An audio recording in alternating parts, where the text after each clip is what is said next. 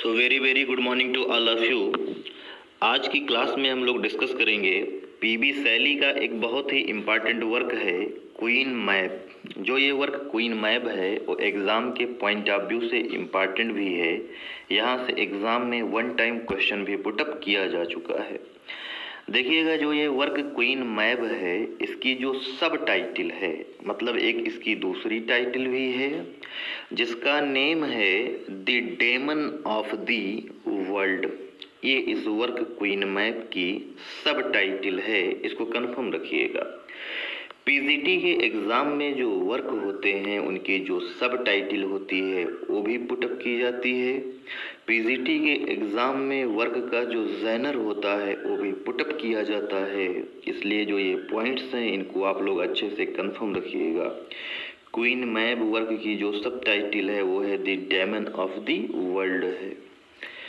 इस वर्क का जो जैनर है, मतलब इस वर्क की जो विधा है वो है फिलोसफिकल पोएम है। जो ये वर्क है, इस वर्क का जो अप्रोच है वो फिलोसफिकल अप्रोच है, आइडियोलॉजिकल अप्रोच है। इस वर्क का जो अप्रोच है वो दार्शनिकता को टच करता हुआ है। जो ये वर्क क्वीन मैप है, इस वर्क की जो थीम है वो है डेथ शुड नॉट बी फेयर्ड, मतलब मौत को लेकर के भयभीत नहीं होना चाहिए। डेथ को लेकर के कैसा फियर, डेथ को लेकर के कैसा डर, क्योंकि जो डेथ है वो तो अल्टीमेट ट्रुथ है। जो डेथ है वो तो सर्टेन है, वो तो हर हालत में होना ही होना है। तो डेथ को लेकर के फियर नहीं होना चाहिए, भय नहीं होना चाहिए। ये भी इस वर्क का थीम है। इस वर्क की जो नेक्स्ट थीम है वो है future offers the possibility of perfection. कि जो फ्यूचर होता है, जो भविष्य होता है वो ऑफर करता है, वो प्रोवाइड करता है, वो हमको देता है, पॉसिबिलिटी देता है, अवसर देता है। आप परफेक्शन का अवसर देता है, परफेक्ट होने के मौके देता है। जो हमारा भविष्य है, हमारे भविष्य में हमारे सामने कई बार ऐसे मौके आएंगे, कई बार ऐसी पॉसिबिलिटी आएगी जहाँ पर हम परफेक्शन को गेट कर सकते हैं, जहाँ पर हम अपने परफेक्शन को प्रूव भी कर सकते हैं, सिद्ध भी कर सकते हैं। तो ये जो दो थीम हैं वो इस वर्क की मेन इम्पॉर्टेंट थीम है। नेक्स्ट देखिएगा, जो ये वर्क क्वीन मैप है, ये वर्क जो है इसका इंस्पिरेशन का जो सोर्स है वो मिल्टन के जो वर्क हैं, रॉबर्ट साउथी के जो वर्क हैं, गॉडविन के जो वर्क हैं और इनके जो आइडियाज़ हैं। मतलब जॉन मिल्टन ने, रॉबर्ट साउथी ने और गॉडविन ने जो कुछ भी अपना फिलॉसफिकल अप्रोच दिया है, जो कुछ भी अपने आइडियाज़ दिए हैं, जो कुछ भी अपने विजन्स दिए हैं, उससे इंस्पायर्ड होकर के, उससे मोटिवेटेड होकर के पीबी शैली ने अपना ये वर्क क्वीन मैप लिखा है। तो इसको भी आप लोग कंफर्म रखिएगा। नेक्स्ट इम्पॉर्टेंट पॉइंट ये है कि जो ये वर्क क्वीन मैप है, इस वर्क के थ्रू पीबी शैली ने अटैक किया है। अटैक मोनार्की पर किया है पीबी शैली ने, अटैक वार पर किया है, अटैक कॉमर्स पर किया है, अटैक रिलीजन पर किया है।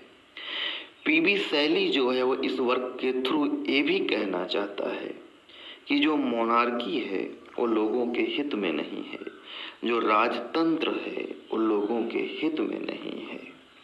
राजतंत्र जो है यहाँ पर पीपुल का एक्सप्लॉयटेशन होता है। वार जो है इससे लोगों को भारी नुकसान पहुँचता है।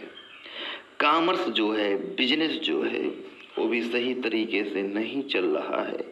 व्यापारी जो लोग हैं वो सिंपल लोगों का खून चूस रहे हैं, उनको परेशान कर रहे हैं।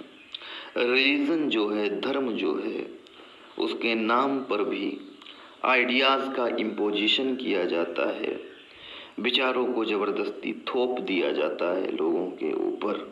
तो मोनार्की पर, वार पर, कॉमर्स पर, रिलीजन पर अटैक किया है पीबी शैली ने इस वर्क के थ्रू। नेक्स्ट पॉइंट ये है कि जो ये पोएम है क्वीन मैब, इसको हम विजनरी पोएम भी कहते हैं, क्योंकि यहाँ पर पीबी शैली ने एक फ्यूचर विजन ऑफ यूटोपिया दिया है। मतलब यहाँ पर पीबी शैली ने एक ऐसे यूटोपियन स्टेट का विजन प्रस्तुत किया है जो कि इन रियलिटी पॉसिबल नहीं है।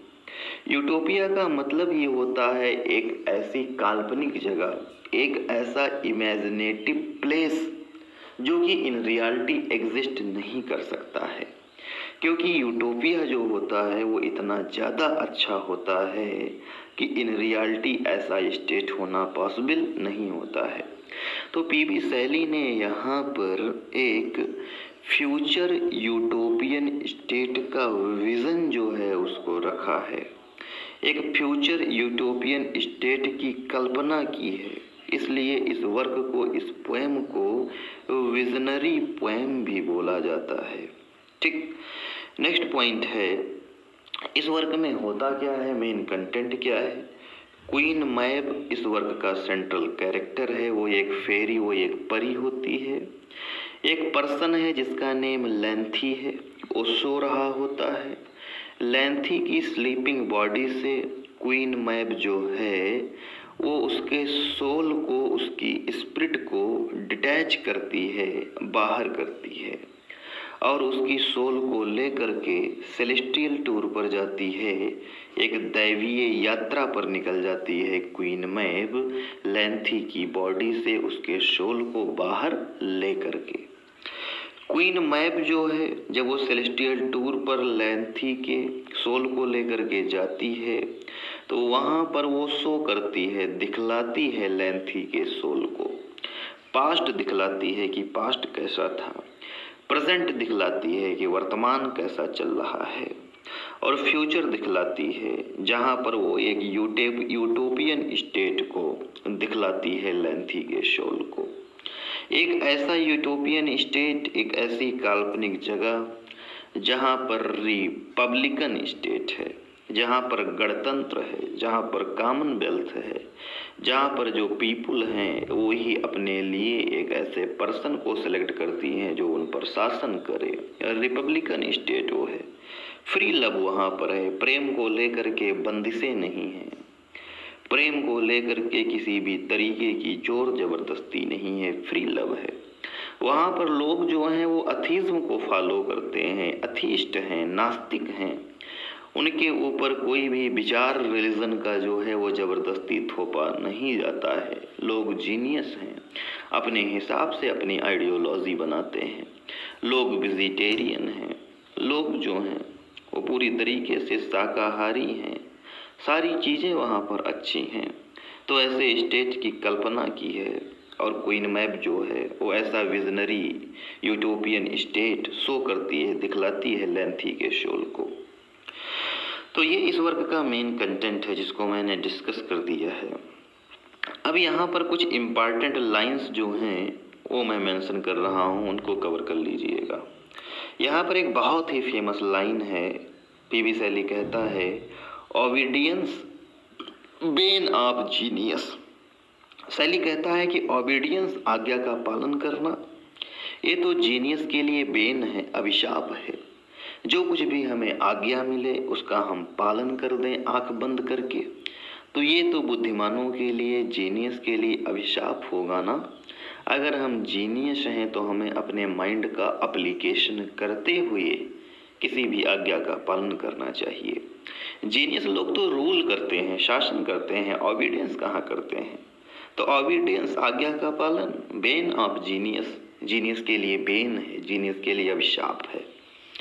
नेक्स्ट लाइन है, पावर, जो पावर होती है वो एक डिसोलेटिंग पेस्टिलेंस के तरीके से है, एक ऐसी पेस्टिलेंस, एक ऐसी महामारी के तरीके से है जो सब कुछ डिसोलेट कर देती है, जो सब कुछ उजाड़ करके रख देती है। पेस्टिलेंस का मतलब महामारी जो कि फैलती है, डिसोलेट का मतलब होता है निर्जन कर देना, उजाड़ देना सब कुछ। तो सैली कहता है कि पावर जो होती है, शक्ति जो होती है, वो एक महामारी के तरीके से होती है जो सब कुछ डिसोलेट कर देती है, सब कुछ उजाड़ करके रख देती है, पॉल्यूट कर देती है। व्हाट एवर, जो कुछ भी इट टचेस, जिसको ये पावर टच करती है उसको पॉल्यूट कर देती है। नेक्स्ट लाइन है कि through out this varied and eternal world, जो ये इटर्नल वर्ल्ड है, इस इटर्नल वर्ल्ड में केवल एक ही एलिमेंट है जो कि प्योर है, वो है सोल। तो ये कुछ इंपॉर्टेंट लाइंस यहाँ पर थी। तो इस वर्क को मैंने जितना मेंशन कर दिया है उतना आप लोग कंफर्म कर लीजिएगा, सफिशिएंट रहेगा। एक वो और वर्क यहाँ पर पीबी सैली का हम लोग कंफर्म करते हैं।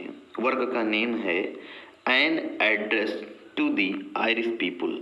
ए वर्क का नेम है an address to the Irish people. यहाँ पर आयरलैंड के लोगों को संबोधित कर रहा है पीबी सैली अपने इस वर्क के थ्रू। जो ये वर्क है वो पैम्फलेट का वर्क है, असॉल्ट ऑफ मैगजीन, एक तरीके से मैगजीन का वर्क है। और ये वर्क जो है, इसका जेनर जो है वो ऐसे है। देखिएगा होता क्या है कि एक्ट ऑफ यूनियन लाया जाता है। एक्ट ऑफ यूनियन जो होता है वो एक ऐसा लेजिस्लेचर होता है जिसके तहत आयरलैंड को और स्कॉटलैंड को इंग्लैंड में मिला दिया जाता है और वो यूके बन जाता है, यूके बन जाता है। तो जो ये एक्ट ऑफ यूनियन है, इसके तहत आयरलैंड और स्कॉटलैंड को इंक्लूड कर दिया जाता है इंग्लैंड में। आयरलैंड को इंग्लैंड में इंक्लूड तो कर दिया गया है। आयरलैंड जो है वो इंग्लैंड का पार्ट तो हो जाता है, लेकिन आयरलैंड के जो आयरिश कैथोलिक्स हैं, जो आयरिश कैथोलिज्म को फॉलो करने वाले लोग हैं, उनको अलाउ नहीं किया जाता है कि वो भी पार्लियामेंट में पार्टिसिपेट कर सकें, पार्लियामेंट में उनकी भी भागीदारी हो सके। इसको अलाउ नहीं किया जाता है। मतलब जो आयरिश कैथोलिक्स होते हैं, जो कैथोलिक को फॉलो करने वाले आयरिश पीपल होते हैं, उनके साथ में पार्शियलिटी की जाती है इंग्लैंड में, और जबकि आयरलैंड जो है वो इंग्लैंड का पार्ट भी हो जाता है। तो पीबी सैली जो है वो एड्रेस करता है, वो संबोधित करता है आयरिश कैथोलिक्स को संबोधित करता है, और आयरिश कैथोलिक्स से कहता है कि वो कंटिन्यू रखें, वो चालू रखें दियर फाइट, अपनी लड़ाई को कंटिन्यू रखें फॉर राइट, अपने राइट के लिए, अपने अधिकारों के लिए। तो इस वर्क में बस आप केवल इतना कंफर्म रखिएगा कि ये वर्क जो है इसका जेनर यशे है, और इस वर्क में पीबी सैली जो है वो एड्रेस कर रहा है, संबोधित कर रहा है, आयरिश कैथोलिक्स को संबोधित कर रहा है, क्योंकि आयरलैंड जो है वो इंग्लैंड का पार्ट तो हो गया है, लेकिन आयरलैंड के जो कैथोलिक्स पीपुल हैं उनको उनके राइट नहीं दिए जा रहे हैं, पार्लियामेंट में उनका पार्टिसिपेशन नहीं है। इसलिए पीबी सैली जो है वो एड्रेस कर रहा है आयरिश पीपुल को, आयरिश कैथोलिक्स को, कि वो कंटिन्यू रखें अपने फाइट को, अपने राइट के लिए। तो इस तरीके से आज की क्लास में पीबी सैली के 2 वर्क्स को हमने कंफर्म किया है। जो भी मैंने यहाँ पर पॉइंट मेंशन किए हैं सफिशिएंट हैं, आप लोग कंफर्म कर लीजिएगा। कोई प्रॉब्लम अगर होती है तो उसको आप लोग ग्रुप पर क्वेश्चन कर सकते हैं। So thank you very